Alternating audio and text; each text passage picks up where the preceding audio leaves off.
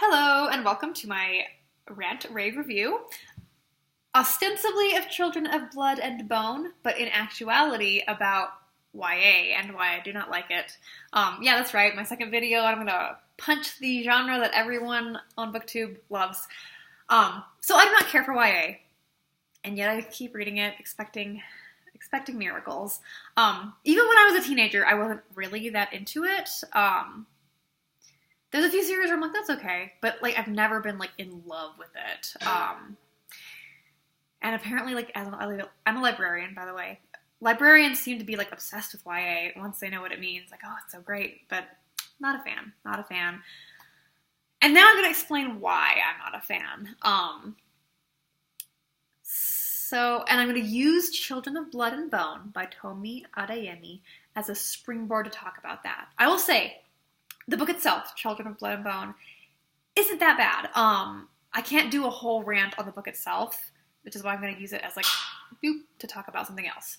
But I did think it was meh, and I did think parts of it were really squicky, I think is the word. Back in the day, people used to say it was squicky, which is, like, it just makes you feel like, ugh.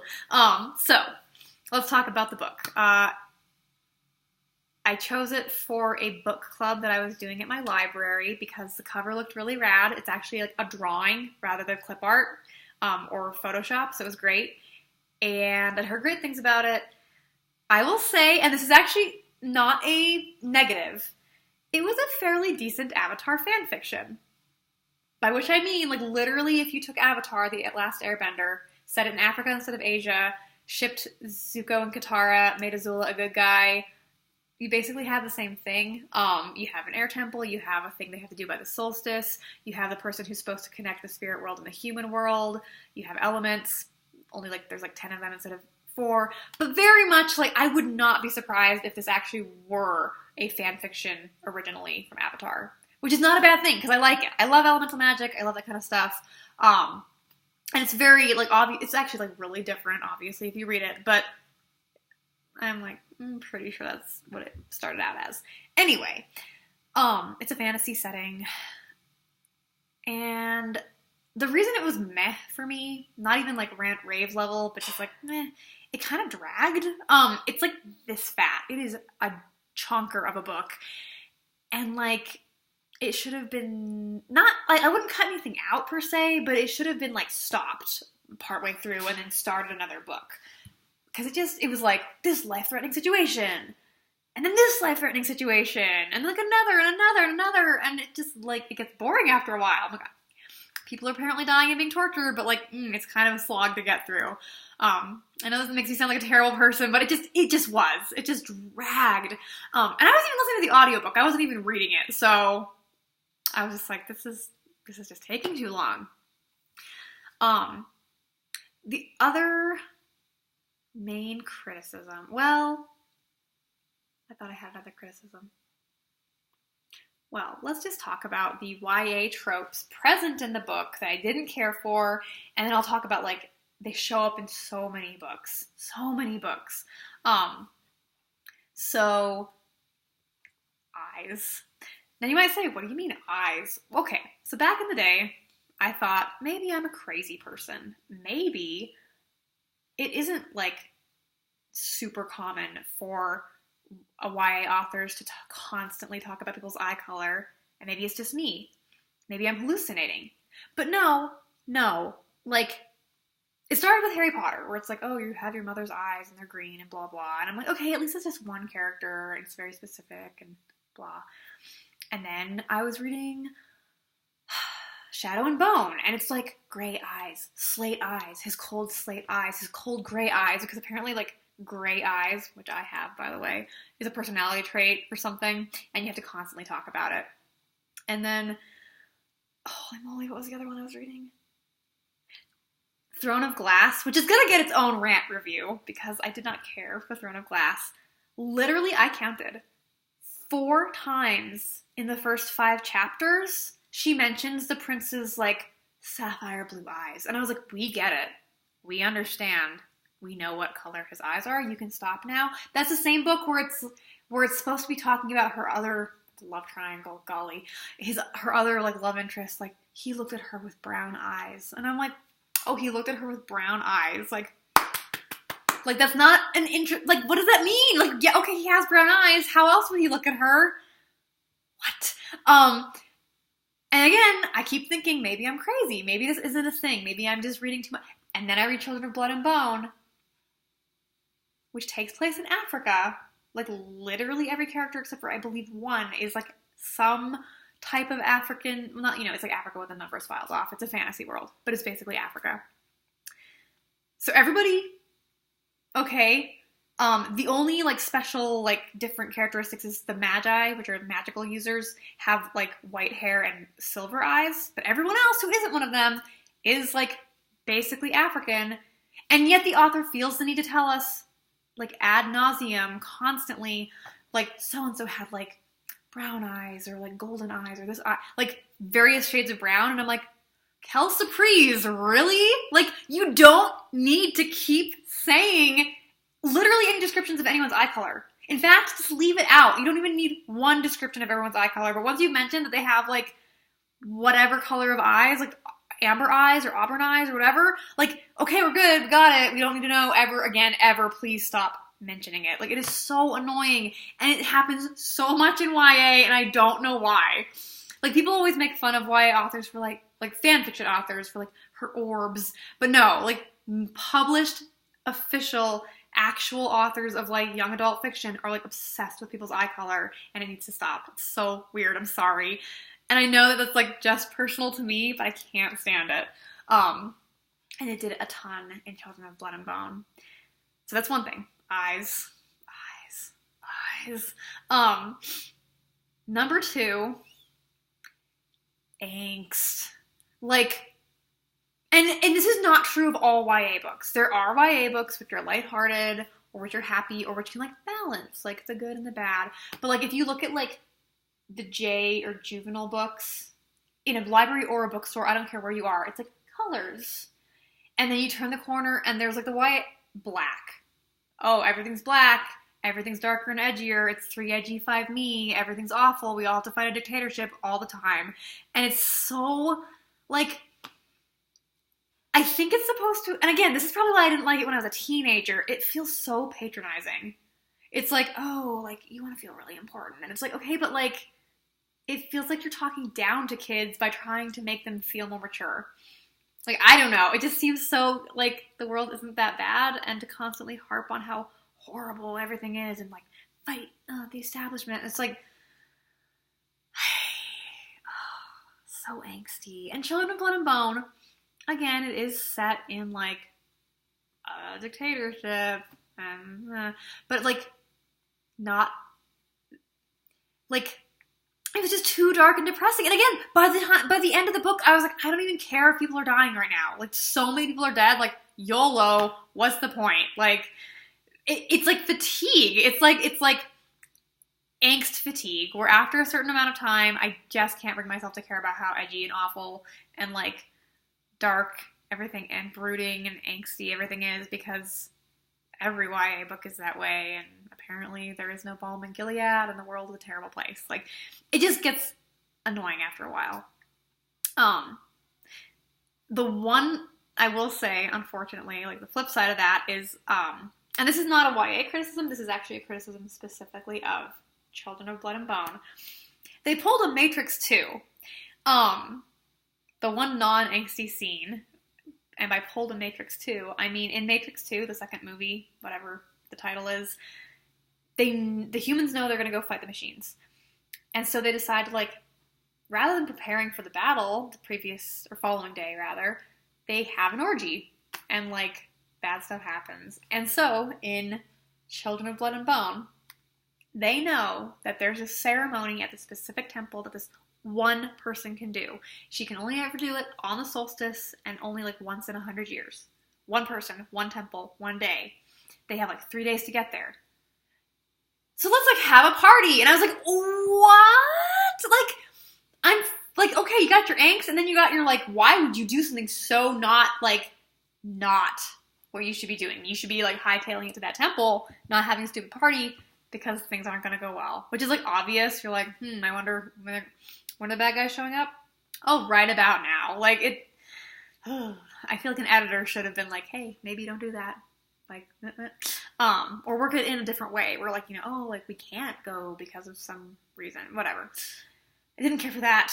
So yeah, we got the eyes, we got the angst. And the worst thing, the reason I cannot stand YA is the romance. And I'm just going to put that under one big heading, romance. Because there's actually a bunch of little things I have issues with. But it's all basically like the way it... And again, I don't mind romance in books. It's not my favorite thing, I'll be honest. I'm trying to think of like stories where I've actually cared about romance. Not just books, but in any story. Parks and Rec, Toradora. That's it. Like, everything else, I'm like, I don't care if these people get together or not. Like, I usually just can't bring myself to care. But it's especially bad in YA because of, well, let's look at Children of Blood and Bone. You have the main, what is her name? There's a princess character whose name I cannot remember. I actually really liked her as a character. She was interesting and had like a nice arc and was very well written. But I'm not going to talk about her because there's no point. I'm going to talk about the main character, Zeli, and the prince whose name I can't remember, but he's basically Zuko. Let's just call him Zuko. Let's not call him Zuko because there's going to be something really creepy going on later, and I'm like, I don't want to think about poor Zuko in this situation. Whatever. Main girl and the prince. And they've met, like... Okay, they meet briefly when she's, like, fleeing from him with the princess. She and the princess are fleeing from him. She's princess and prince are brother and sister. Maybe I should give you some background if you haven't read it. Evil king, dictator, hates magic people because apparently they killed his first family. I don't know. Not explored in the book, but they did. He has a prince who he, like, basically, like, has trained to hate them too, but who secretly is magic. Aha! And then there's the princess who's, like, a super good person and is trying to help the magic people get their magic back. And then there's Zeli, who's the main character. She is magic. Well, she eventually, she is. She's a cult of magi. That's the word for these people. Okay, so Zeli and the prince meet once, fleeing. Twice, when she sees him literally burning down a village full of civilians. They meet in, like, this weird magic dreamscape once and then twice. Okay, and they do not like each other because he hates her for being magic and she hates him for being the son of, like, the man who ordered her mother and, like, all of her people who are magic, like, to be, like, hideously murdered. And then still oppressed. Like, those who weren't murdered are still oppressed. Okay? And then the fifth time, or there might be another time when they, like, see each other, but then, like, the final time when they actually interact and meet, he, like, saves her from these people, and it's, like, insta-love. Bam, we're in love now. And I was like, what? Like, whoa. I mean, like, it's a little bit unlikely that you would even trust each other at this point, or that you would trust him. Like, he has reasons for trusting her. It makes no sense that she would trust him, and it makes negative, like, 10 units of sense for her to fall for him. And it bothers me. This insta-love thing, it's unrealistic. Even if you're physically attracted to somebody, you're not going to, like, love them immediately. Two, it makes her in particular seem, like, really malleable and kind of dumb. I'm like, wow, you're kind of an idiot. You fell for this guy, like, immediately. All it took was this one thing and you're in love. Like, which kind of goes against what she seems like as a character, which brings me to point number 2 about romance. There's insta-love, and then there's the forgetting how to write characters who are in love, which is a thing across the board in YA, where you'll have these characters, and they have very specific character, like, traits and personalities, and then as soon as they're in love, bam, of course, they're going to act the way every single couple will be in love, and it's like, no, like, you don't lose your personality when you fall in love with someone. You would interact with them the way you individual person would interact with them. But with Zelly and the prince, it just seemed like, I don't know, like paint by numbers romance, but like, which is completely inappropriate for the situation, given that like you were mortal enemies like 2 days ago and all the stuff that's going on, like all of it. It makes zero sense. Like part of the book that could have been spent from going from life, like threatening situation to situation, could have been spent like developing their relationship, but it wasn't. It was just like, nope, they're in love now. Of course. Which again made it feel like fanfic. I'm like, I can see that happening in fanfic, but in a published book, I feel like your editor should have been like, cool it, kids. Insta love, bad at love. I'm gonna say like, this isn't really a critique with YA, but it is a critique with some YA, and that's creepy love, like a Twilight. We all know that. You're like, kind of a creepy situation. There have been some other books where I'm like, ooh, that's a little problematic. This book, so like, you have them like making out at the stupid Matrix 2 orgy, which is like, okay, whatever. But then there's a scene where like the dude's father, like the king, tortures Zelly horribly, and she has like basically PTSD from it. And then immediately after the torture, once she gets rescued, or even before she gets rescued, maybe, I don't know, but it's like her and the prince, who she's constantly thinking of looks like his father, like have this like creepy post-torture makeout scene, and it is so uncomfortable. And I don't think that the author meant it to be, but it was so creepy and weird, and I was like, ugh, this is so squicky and gross, and like, why would you have a weird post-torture makeout scene? Like, it's so awkward and not like a good, like, ugh. And I think it's especially creepy, and it creeps me out with YA, because you have like adult women authors writing about teenagers, like, really sexually. And everyone's like, oh, teenagers have sex. And I'm like, okay, but like, A, like, most don't statistically. And B, okay, but you're a grown-up. Like, a grown-up shouldn't be fantasizing about this. You creeper, like, you're a pervert. I mean, not just like, tell me how to DM me. But I'm sorry, that sounds horrible.